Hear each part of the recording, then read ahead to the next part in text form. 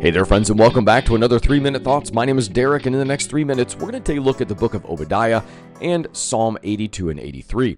While these are two different genres of literature, Obadiah being prophecy and the Psalms being poetic prayers, they are very much speaking to the same ideas, right? The urgency about justice, elements of pride, and how God's sovereign defense is always on behalf of his people. Let's take a look at Obadiah.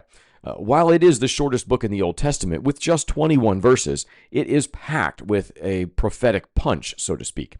It's a message of judgment against Edom, a nation descended from Esau, Jacob's brother. The Edomites had a long history of resentment and rivalry toward Israel, and Obadiah addresses their pride and their betrayal during Israel's time of crisis.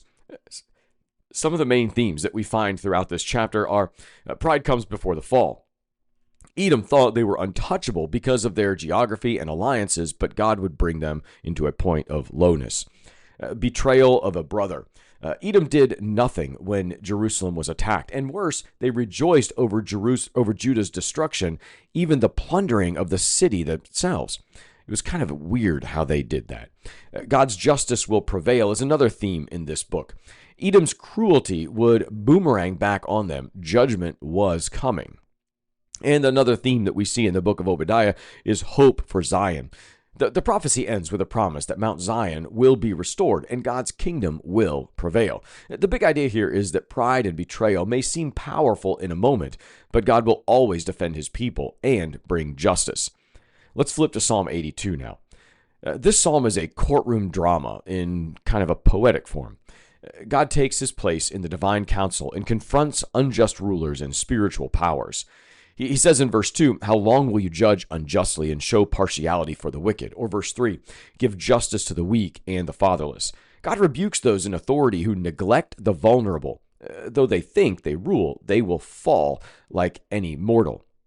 The big idea here is earthly and spiritual powers will be held accountable. God demands justice for the oppressed. Then in Psalm 83, this psalm is a national cry for help. Israel is surrounded by hostile nations, forming an alliance, and the psalmist pleads with God to act. He begs against the enemies of God, some historical reminders recalling how God defeated enemies in the past, asking him to do it again.